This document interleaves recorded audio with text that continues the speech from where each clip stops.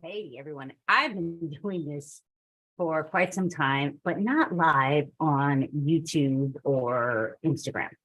And yes, I'm live on YouTube. I'm Jay Blazy, and I'm going to talk to you about a growth planner that I created. It's the professional growth planner for teachers. Yes, I did do one for principals as well. And I created this as a, and I should probably for Instagram. Pause that. Oh my gosh, that would have just frustrated me. So let me just go back to, yeah, I'm totally live on YouTube, and that sound would have been just too much for me. Anyway, I created this professional development plan, and I learned how to create books on Amazon.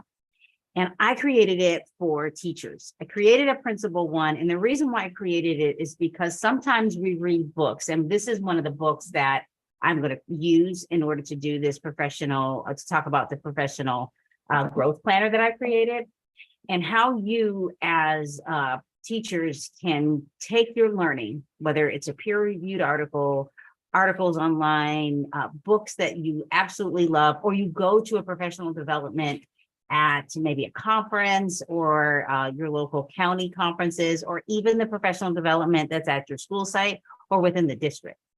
And the planner, and if you want to grab one, just find me on Amazon. But the planner is organized like this. And I didn't put that information in the book, but I wanted to go over it so you had access to me.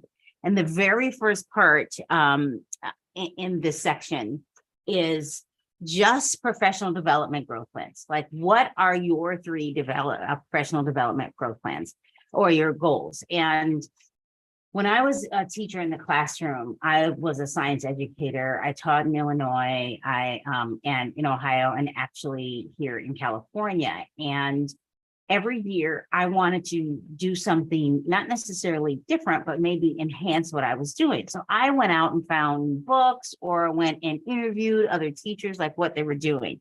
So, so those are just the three. You put your three goals there. Then what you do is you find professional readings that you want to do. And thank you for joining. So the professional readings that you want to do is you list them here, on YouTube here. And so author, book title, year published, and date completed, like the date that you completed the reading.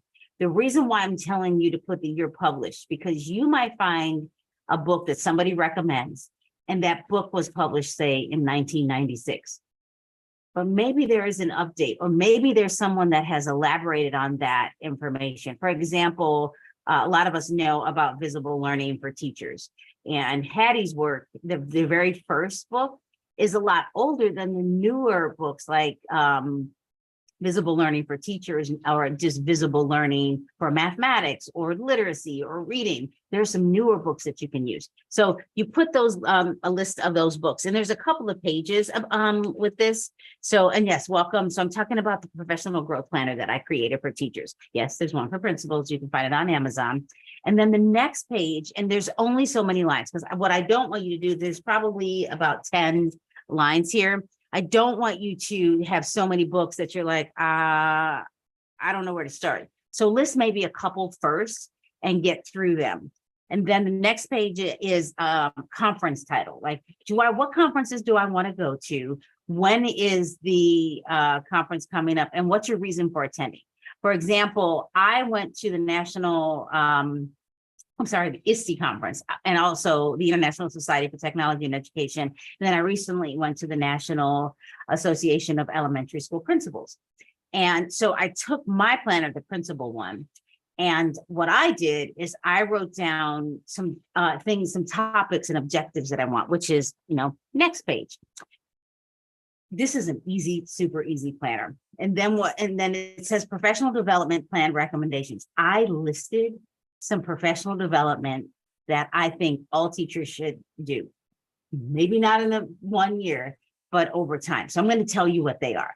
So you don't even have to purchase this if you already have a journal, you want to do it, but it's already in here. So professional standards for educational leaders. You should know those if you're a principal or a teacher. There are actually professional standards. According to the National Educators Association, you have what's called a code of ethics. You may want to learn about those. And most states, especially the California Teachers Association, has adopted those standards. So in here, for example, oh my gosh, I hope no one calls me because I totally did not turn my do not disturb on. So I also have like learning about STEM or ed tech, professional capital. That book is huge. Professional Capital by Fullen. I'm in 2 places, by the way.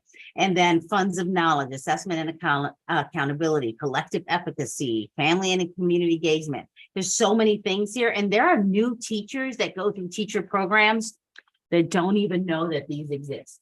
So, and I have this professional plan. It's actually only $5.99. I'm aware. I'm not even trying to make money. In the coming weeks, I might even decrease it. But I want teachers to be really good at their own learning. So again, grab it. Like I have clarity for learning, or clarifying learning and teaching, competency and confidence, brain-based education, neuroplasticity, cultural competency, multi-tiered systems of support, universal design for learning. So that's all in here.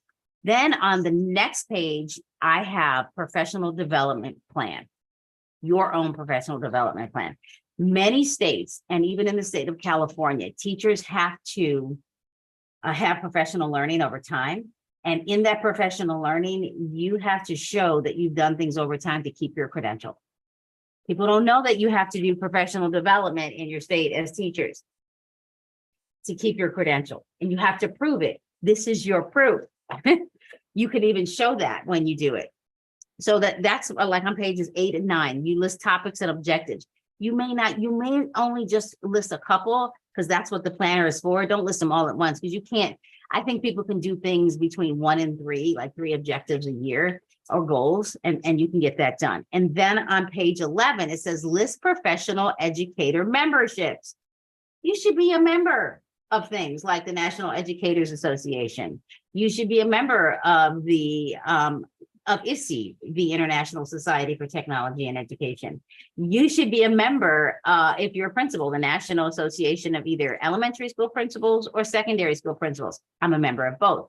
You should be a member of the National Educators Association. In California, yes, you should be a member of the California Teachers Association, wherever it is. There's so many memberships. I think you should also be members of the National Middle Level Educator. If you're a middle level teacher, in California, we have the Computer User Education Conference. You should be a member. You can do that one for free, by the way. Just list of memberships. And if you want a list of them, let me know. The next page, I have the United States. The United States has standards for educators. I even list that. I put the NEA.org there. I have the Teacher Quality and Learning Report that's here. And then my favorite right here, the next page. This is basically the rest of this planner. It says professional learning title, and this starts on page 13. And in this professional learning title, it says you put the title, the date, when you did it. Is this a book? Is this an article? Is this a YouTube? Do you know how many things you can learn on YouTube from other educators? Conference, webinar, and then I put lines like, or whatever, what was it? What other things was it? Is there an author, a website? And then organize yourself by choosing the national or state standard that works with your professional growth. Yes, you should list that so that you know what you're focused on. In the state of California, we have teacher standards, and you could be focusing on that. So then after you do the reading, it states, it's a question here. It says, what did you learn from the professional development? Key takeaways. Just answer that. You would be surprised at how much you can learn. And then that's just the first part, but then there's questions to ponder. So the next page, it's a blank page. And then I ask you to relist that same title, questions to ponder. How does the professional development apply to your professional learning community? By the way, a learning community is not somewhere you go, it is who you are as an organization. So if you are at a school site, that's your professional learning community. You can have other ones. How does the learning help support your own development or the development of the classroom? How does the professional development consider the context of your daily work or your students' daily work? And why is this learning important for your classroom or professional learning community? And then another blank page where you can just put all that information there. And here's what I like. Now, this may not happen in everything you do, but I also listed professional learning networking. As a teacher, again, I have this professional learning plan on Amazon. You don't even need everything I'm telling you, you can do on your own. I also have it for principals. This here, the networking connections, it says, who's the person? What's their Twitter handle? Instagram, you may even want to put their Instagram and their threads is the same thing. Their Facebook handle, like for example, most of mine are at Mina Jo Blazy. But YouTube, and by the way, I'm in 2 places. I'm on YouTube. YouTube actually is MJ Blazy. And I'm not going to change that one because I've had it for so long. And then what's their email? You should have a place where you are keeping emails. I know a lot of us are like, emails are so old. Are they really? Because that's your way of connecting with others. And then you list them there and you can put them in a professional place. And then I have a blank page, like literally a blank page. Maybe you want to do diagrams in the professional learning. Maybe you want to draw it out, whatever. And then you start over.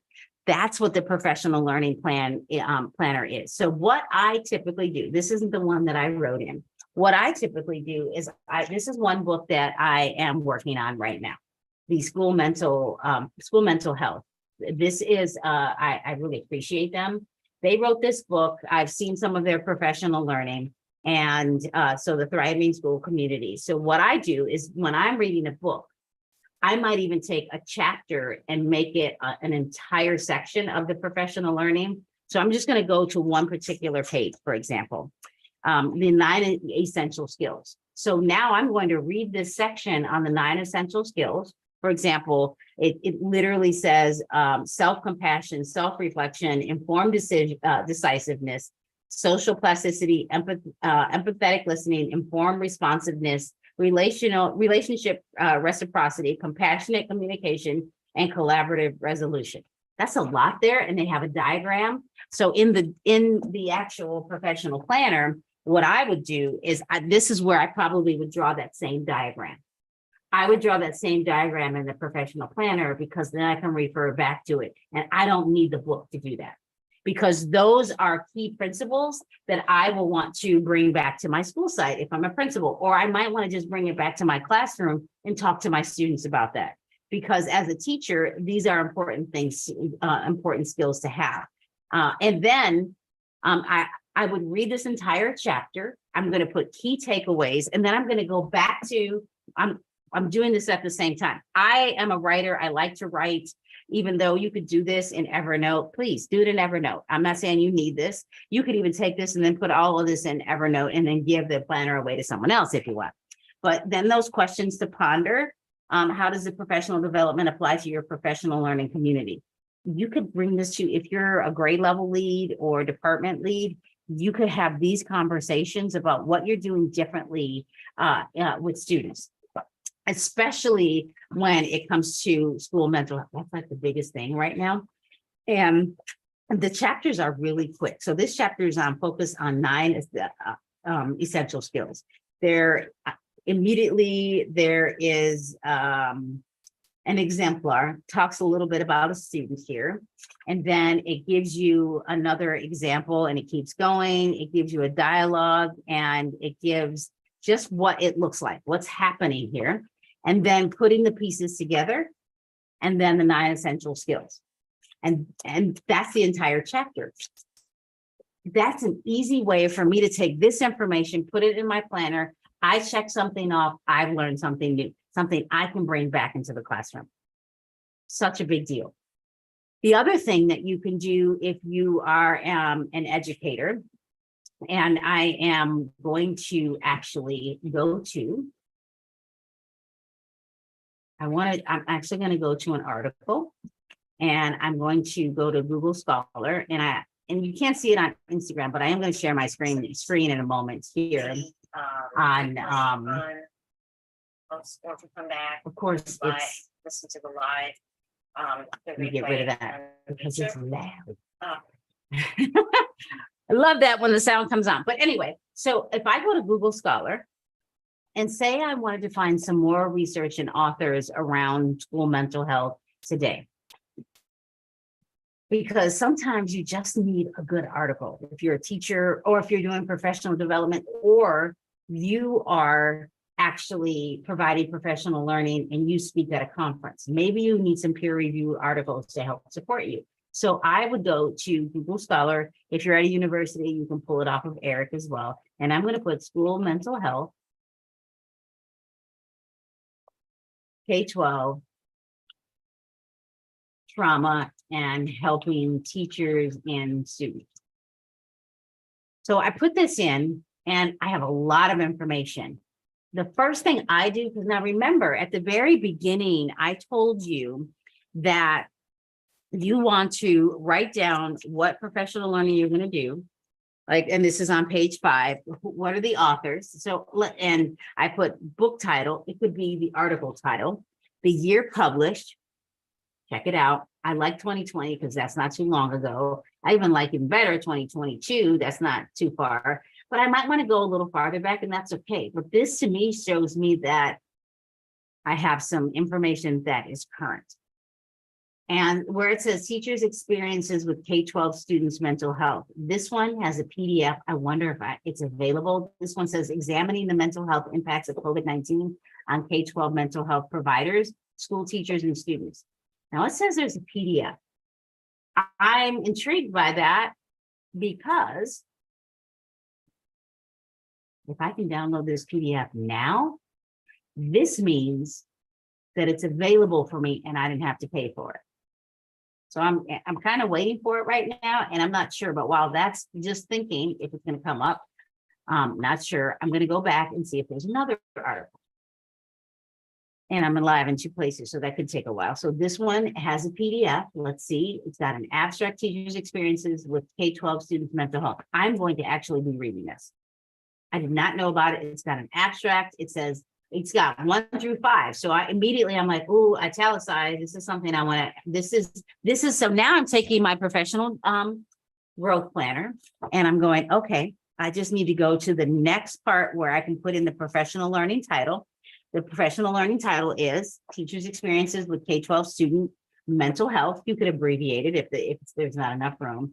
I'm going to put the author. There's a lot of them, so I might need to put them down in the text. And then I'm going to find out what national standard, if there is one that applies to you. There are national standards for teachers and state standards. And then I'm going to read a little bit of the abstract. It says, what did you learn from the professional development? Now, this is your own professional development when you read a peer-reviewed article. Teachers' responses to students' mental health concerns, teachers' perceptions of preparedness in addressing student mental health. 3, teachers identified preparation needs to addressing student mental health. 4, divergent experiences of student support for student mental health. And 5, student mental health influences. Why is this a big deal? Because I now know that in my growth planner, those 5 things are the things that I'm going to be looking for. Because in education, we don't necessarily read all the articles. We don't always read them. We do what we call a scholarly scan. So now I've clicked on this. My hope is that this one will come up because the other one didn't show up right away. This one, it's there. So this one, the articles here, I don't know how many pages there are, but I like this article. I'm going to scroll a little bit and see how long it is. Not too bad. And then it has other articles. You can get caught in that. You can get caught in the peer-reviewed articles of other people's research because they are, when anyone writes a peer-reviewed article, they're looking for other research that's out there that supports or refutes what they're learning. So this one I do like, and I'm so glad it came up. Ooh, this one too. You take your professional learning planner. You can, if you are a Gen Xer like me, you might print it, but if you don't want to kill a tree, you can just download it to your computer, read it. And I'm going to tell you that in this one, I would be going to what method did they use to do this? Like what research team did they have and how did they collect their data? I may or may not read all of that, but I am going to read, and because this is sideways, I'm like, I might print this out. But I am going to remember at the very beginning in that abstract, it gave us some information. And I'm going to do what I call a scholarly scan. I'm going to look at this. I'm going to see what areas interest me. You can even control F and look for things. So this article is 18 pages long, and I might even go right to the conclusion. If the conclusion isn't very long, I'm going to go back into the article. This is what you can do with this professional growth planner. Now, I know that if you're on Instagram, you can't see what I was sharing on my screen on YouTube. But what's interesting is that with this growth planner, you have all of your information in one place. When I was writing my dissertation, I organized all of my articles in folders and then by topic. And then I printed them. Yeah, I killed a lot of trees. I did that because I wanted to physically have them, but I also wanted the PDF because if I was looking for something specific, I could open up the article, Control F, and find it quickly. And did I read all of them verbatim? Most of them I did, but when what I did for educators when I was a principal and for myself is that I did my own research. I did my own learning, because what's happening in higher ed, no offense to higher ed, you have professors that are teaching teachers that aren't or have never been in a K-12 classroom. So if that's the case, I'm going to maybe take my professional learning planner or take some learning and go outside of what I'm doing in the university and write those things down. I'm going to take the planner, again, find the author, find the book. I'm going to write the professional learning down. I'm going to circle whether it's book, article, YouTube conference, webinar, or whatever. It could be your own professional learning, looking at data, writing down the website, what's the national standard, state standard, if you have that that's associated with you. And then what did you learn from this professional development? Again, most states in the United States, most have to show that they are continuing to grow. And if you're not continuing to grow, you could possibly lose your credential. You may have to prove that. That's what's nice about this growth planner. It organizes it for you and you have proof right here.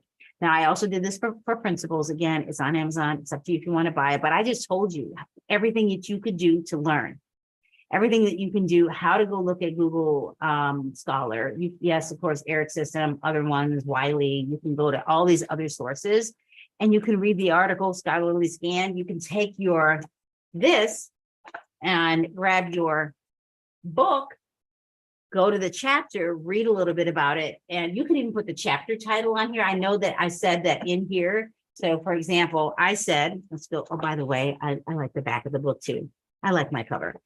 You could, where it says professional learning title, you can put in here the book title. You can even write book up here and then put the book title and I mean the chapter title and actually use this whole thing for an entire book. You could use this professional growth planner to get yourself organized as a teacher, as I show that upside down, and read each chapter separately over time. Now, this is a book that I highly recommend. I wasn't planning on showing it, but I had it behind me. I just noticed that the knowledge gap.